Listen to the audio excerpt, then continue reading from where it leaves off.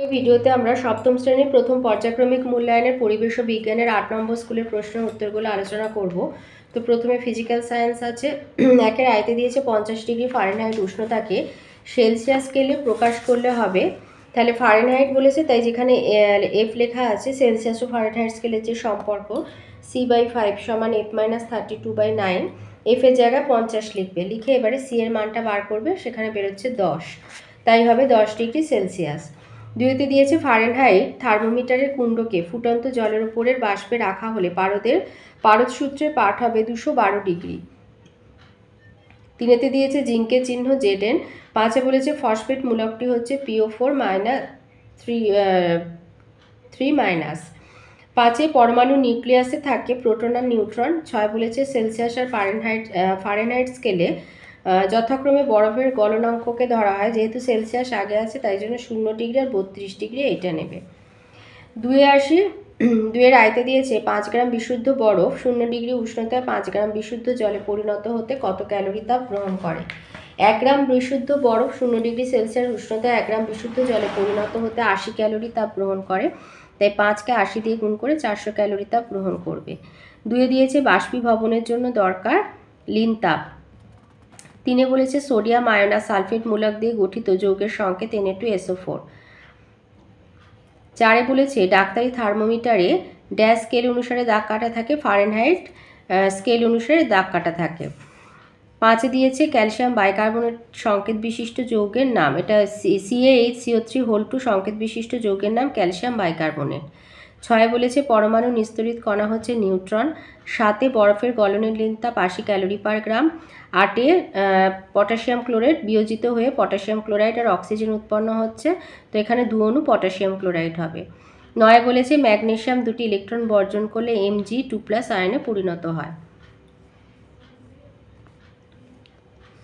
3-এ আছে 3-এর দাগেরগুলো 1 নম্বরে। আয়তে বলেছে এসআইতে তাপের একক জুল। 2-এ অ্যালুমিনিয়াম অক্সাইডের সংকেত Al2O3। 3-এ দিয়েছে থার্মোমিটার সেন্টিগ্রেড ও ফারেনহাইট স্কেলের মধ্যে সম্পর্কটি লেখো। আচ্ছা, এটা 1 নম্বরে, শুধু সম্পর্কটি লেখো, পুরোটা লেখার দরকার নেই, শুধু এইটুখানি লিখে দিলে হবে c/5 সমান f-32/9। এগুলো 3-এর দাগের এই প্রশ্নগুলোর মান 1 নম্বর, তাই পুরোটা লেখার দরকার নেই। 4-এতে দিয়েছে সোডিয়াম ক্লোরাইড আর সিলভার নাইট্রেটের বিক্রিয়া সিলভার ক্লোরাইড আর সোডিয়াম নাইট্রেট উৎপন্ন হয়েছে, এটা হলো বিনিময় বিক্রিয়া। 5-এ বলেছে কোনো মৌলের পরমাণু ক্রমাঙ্ক 8 হলে ইলেকট্রন সংখ্যা কত হবে। কোনো পরমাণুতে পরমাণু ক্রমাঙ্ক মানে প্রোটন সংখ্যা আর ইলেকট্রন সংখ্যা সমান হয়, তাই ইলেকট্রন সংখ্যাও 8 হবে। 6-এ দিয়েছে এম মৌলের যোজ্যতা X আর এন মৌলের যোজ্যতা Y হলে এম ও এন দ্বারা গঠিত যৌগটির সংকেত এর বোঝা ওর ঘাড়ে, তাই MyNX হবে। 4-এ আসি 2 নম্বরের এগুলো। 4-এর আয়তে দিয়েছে ক্লোরিন পরমাণুর ইলেকট্রন বিন্যাস দেখাও। এই ছবিটা এঁকে দেবে, আর নিচে লিখে দেবে ক্লোরিনের প্রোটন সংখ্যা 17, ইলেকট্রন সংখ্যা 17, নিউট্রন সংখ্যা 18, পারমাণবিক ক্রমাঙ্ক 17, ভর সংখ্যা হচ্ছে 35, প্রোটন আর নিউট্রন সংখ্যার সমষ্টি হচ্ছে 35, আর এই ছবিটা এঁকে দেবে। 2-এ বলেছে কোনো থার্মোমিটারের কুণ্ডে একটা ভিজে কাপড় জড়ালে থার্মোমিটারের পাঠ কমে যায় কেন। ভিজে কাপড়টি থার্মোমিটারের কুণ্ড থেকে লিন তাপ সংগ্রহ করে লিখবে যে থার্মোমিটারের কুণ্ডে ভিজে কাপড় জড়ালে থার্মোমিটারের পাঠ কমে যায়, কারণ ভিজে কাপড়ের যে জল সে থার্মোমিটারের কুণ্ড থেকে লিন তাপ সংগ্রহ করে বাষ্পীভূত হয়, তার ফলে থার্মোমিটারের পাঠ কমে যায়। 3-এতে দিয়েছে অ্যাসিড মিশ্রিত জলের মধ্যে তড়িৎ চালনা করলে কি ঘটবে আর এটা কি ধরনের বিক্রিয়া। সামান্য অ্যাসিড মেশানো জলের মধ্যে দিয়ে তড়িৎ চালনা করলে জল ভেঙে গিয়ে হাইড্রোজেন আর অক্সিজেন গ্যাস উৎপন্ন করে। বিক্রিয়ার সমীকরণ এই যে 2H2O 2 অণু হাইড্রোজেন আর 1 অণু অক্সিজেন হয়। তাহলে বলছে তাপ ও তড়িতের প্রভাবে একটি যৌগ ভেঙে একাধিক পদার্থে পরিণত হয়েছে, এরকম বিক্রিয়াকে বলে বিয়োজন বিক্রিয়া। তাহলে সামান্য অ্যাসিড মেশানো জলের মধ্যে দিয়ে তড়িৎ চালনা করলে জল ভেঙে গিয়ে যে হাইড্রোজেন আর অক্সিজেন গ্যাস উৎপন্ন হয়, এটা হচ্ছে বিয়োজন বিক্রিয়া। 4-এ দিয়েছে লিন তাপ কাকে বলে।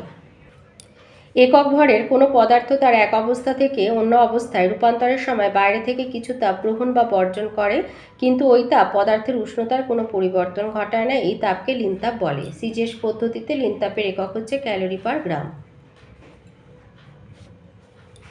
এবারে লাইফ সায়েন্সে আসি।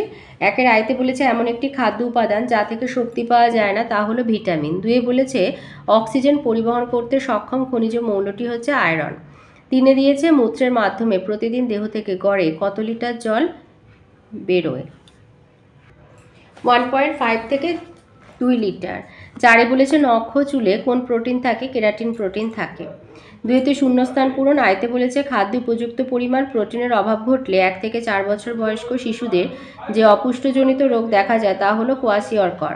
দুয়ে দিয়েছে খাদ্য হজমের সময় জল ব্যবহৃত হয় বিক্রিয়ক হিসাবে। তিনে আসি, তিনেরটাও 1 নাম্বার। আয়তে দিয়েছে রাতকানা রোগ কোন ভিটামিনের অভাবে হয়? Vitamin A. দুয়ে বলেছে জলে দ্রাব্য ভিটামিনগুলির নাম হচ্ছে ভিটামিন বি কমপ্লেক্স আর ভিটামিন সি। চারের আয়তে দিয়েছে প্রাকৃতিক খাদ্য কাকে বলে? উদাহরণ দাও। প্রাকৃতিক খাদ্য লিখবে সরাসরি প্রকৃতি থেকে যে সমস্ত খাবার পাওয়া যায় সেগুলোকেই প্রাকৃতিক খাদ্য বলা হয়ে থাকে। আম, জাম, আপেল, লেবু, আলু, গাজর, বিট ইত্যাদি এগুলোকেই প্রাকৃতিক খাদ্য বলে। দুইতে দিয়েছে মানুষের ওজন বেড়ে যাওয়ার ফলে কি কি সমস্যা হতে পারে? এই যে ওজন বেড়ে যাওয়ার ফলে কি কি সমস্যা হতে পারে? এক হচ্ছে রক্তচাপ ক্রমাগত বাড়তে পারে। দুই, রক্তে শর্করার পরিমাণ বেড়ে গিয়ে ডায়াবেটিস হতে পারে। তিন হচ্ছে রক্তনালীর গায়ে লিপিড জমে রক্তনালীর ব্যাস কমে যেতে পারে, এর ফলে হৃৎপিণ্ডের নানা সমস্যা হতে পারে। আর চার, অস্থিসন্ধিতে ব্যথা ও ক্যান্সার হতে পারে। তিনেতে দিয়েছে পৃথিবীর মোট জলের কত শতাংশ মিষ্টি জল আর কত শতাংশ নোনা জল? নোনা জল হচ্ছে 97% আর মিষ্টি জল হচ্ছে 3%। নোনা জল 97%, মিষ্টি জল 3%।